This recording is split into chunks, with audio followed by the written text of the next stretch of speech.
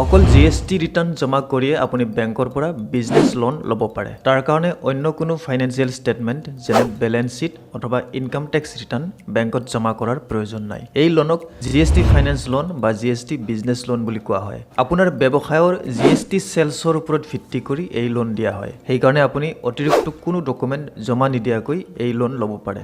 সাধাৰণতে working capital আৰু overdraft হিচাপে এই লোন দিয়া হয়। ৱৰ্কিং কেপিটেল লোন হৈছে এক প্ৰকাৰৰ শৰ্ট টাৰ্ম লোন যাক ব্যৱসায়ৰ দৈনন্দিন খৰচ যেনে ষ্টক কিনা, কৰ্মচাৰীক দৰমহা দিয়া, ঘৰ ভাড়া দিয়া, বিদ্যুতৰ মাচুল দিয়া ইত্যাদি কামত খৰচ কৰা হয়। ৱৰ্কিং কেপিটেল লোনক কেছ ক্ৰেডিট লোন বুলিও কোৱা হয়। আপুনি যদি ইতিমধ্যে আপোনাৰ ব্যৱসায়ৰ কাৰণে অন্য কোনো কেছ ক্ৰেডিট লোন লৈ থৈছে তথাপিও আপুনি এই GST ফাইনেন্স লোনৰ কাৰণে আবেদন কৰিব পাৰে। এই লোনৰ কাৰণে আবেদন কৰিবলৈ হ'লে আপোনাৰ উদ্যম ৰেজিষ্ট্ৰেশ্যন চাৰ্টিফিকেট থাকিব লাগিব। কাৰণ চৰকাৰৰ নিৰ্দেশ অনুসৰি যিকোনো MSME বিজনেছ কৰাৰ কাৰণে উদ্যম ৰেজিষ্ট্ৰেশ্যন চাৰ্টিফিকেট থকাটো বাধ্যতামূলক। আপুনি uddom-registration.gov.in এই ৱেবছাইটলৈ গৈ অনলাইন যোগে অতি সহজে উদ্যম ৰেজিষ্ট্ৰেশ্যন চাৰ্টিফিকেট তৈয়াৰ কৰি ল'ব পাৰে। এই চাৰ্টিফিকেট বিনামূলীয়া আৰু ইয়াৰ কাৰণে কোনো ডকুমেণ্ট আপলোড কৰিব নালাগে। সেল্ফ ডিক্লাৰেশ্যনৰ ওপৰত ভিত্তি কৰিয়ে এই চাৰ্টিফিকেট তৈয়াৰ কৰি ল'ব পাৰি। GST বিজনেছ লোন পাবলৈ হ'লে আপোনাৰ GST ৰেজিষ্ট্ৰেশ্যন থাকিব লাগিব আৰু কমেও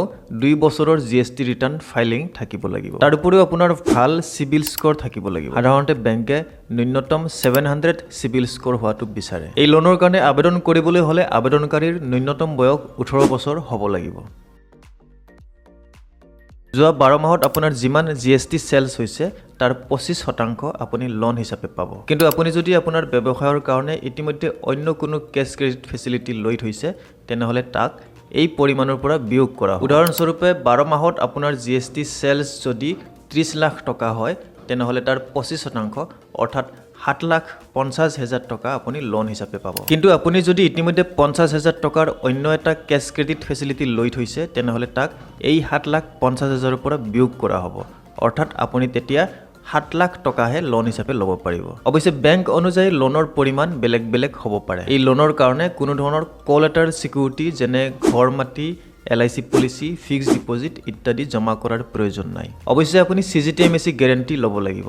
cgtmse হৈছে ভাৰত চৰকাৰৰ এক আঁচনি যিয়ে মাইক্ৰ আৰু স্মল এণ্টাৰপ্ৰাইজক চৰকাৰী গেৰেণ্টি দিয়ে যাতে এই ব্যৱসায়ীসকলে কোনো ধৰণৰ collateral চিকিউৰিটি নিদিয়াকৈ বেংকৰ পৰা লোন ল'ব পাৰে। অৱশ্যে এই cgtmse গেৰেণ্টি পাবলৈ হ'লে বছৰি এটা গেৰেণ্টি ফি দিব লাগে। বেংকে আপোনাৰ একাউণ্টৰ পৰা প্ৰতি বছৰে এই গেৰেণ্টি ফিজ কাটি ল'ব। লোন এপ্লাই কৰাৰ আগতে এই কথাকেইটা মনত ৰখা উচিত। নাম্বাৰ 1, সুতৰ হাৰ। বেলেগ বেলেগ বেংকত সুতৰ হাৰ বেলেগ বেলেগ হ'ব পাৰে। গতিকে লোন আবেদন কৰাৰ আগতে সুতৰ হাৰ জানি লওক। নাম্বাৰ 2, প্ৰচেছিং চাৰ্জেছ আৰু ডকুমেণ্টেশ্যন চাৰ্জেছ। প্ৰচেছিং আৰু ডকুমেণ্টেশ্যন চাৰ্জেছ বেলেগ বেলেগ বেংকত বেলেগ বেলেগ হ'ব পাৰে। কিছুমান বেংকত এই চাৰ্জেছ নাথাকিব পাৰে। গতিকে লোন এপ্লাই কৰাৰ আগতে বেংকৰ পৰা এই কথা জানি লোৱা উচিত।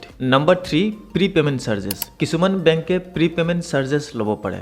অৰ্থাৎ আপুনি যদি কোনো কাৰণত নিৰ্দিষ্ট সময়সীমাৰ আগতে লোন বন্ধ কৰিব বিচাৰে তেনেহ'লে বেংকে তাৰ কাৰণে এক প্ৰকাৰৰ পেনাল্টি ল'ব পাৰে যাক প্ৰি পেমেণ্ট চাৰ্জেছ বুলি কোৱা হয়। সাধাৰণতে প্ৰাইভেট বেংকে এই প্ৰি পেমেণ্ট চাৰ্জেছ লয়। গতিকে লোন এপ্লাই কৰাৰ আগতে এই বিষয়ে বেংকৰ পৰা জানি লোৱা উচিত। Number 4, guarantee fees. আপুনি যদি cgtmse গেৰেণ্টি লয় তেনেহ'লে এটা কথা জানি থোৱা উচিত যে এই গেৰেণ্টিৰ নামত বেংকে বছৰি এটা গেৰেণ্টি ফিজ ল'ব। cgtmse চৰকাৰী গেৰেণ্টি হ'লেও বেলেগ বেলেগ বেংকত এই গেৰেণ্টি ফিজ বেলেগ বেলেগ হয় কাৰণ এই ফিজ বেংকৰ লোন পৰ্টফলিঅ'ৰ ওপৰত নিৰ্ভৰ কৰে। যি বেংকৰ লোন পৰ্টফলিঅ' ভাল তেওঁলোকে এই গেৰেণ্টি ফিজৰ কাৰণে ডিছকাউণ্ট পায় আৰু যি বেংকৰ লোন পৰ্টফলিঅ' বেয়া তেওঁলোকে অতিৰিক্ত ৰিস্ক প্ৰিমিয়াম দিবলগীয়া হয় আৰু সেই অনুপাতে গ্ৰাহকৰ পৰা বছৰি আদায় কৰা এই গেৰেণ্টি ফিজ বেংক অনুযায়ী কম বেছি হয়। গতিকে লোন এপ্লাই কৰাৰ আগতে এই বিষয়ে ভালদৰে জানি লোৱা উচিত। আপুনি যি বেংকৰ পৰা লোন ল'ব বিচাৰে সেই বেংকৰ মোবাইল বেংকিং এপ ব্যৱহাৰ কৰি অথবা বেংকৰ ৱেবছাইটলৈ গৈ এই GST ফাইনেন্স লোনৰ কাৰণে এপ্লাই কৰিব পাৰে।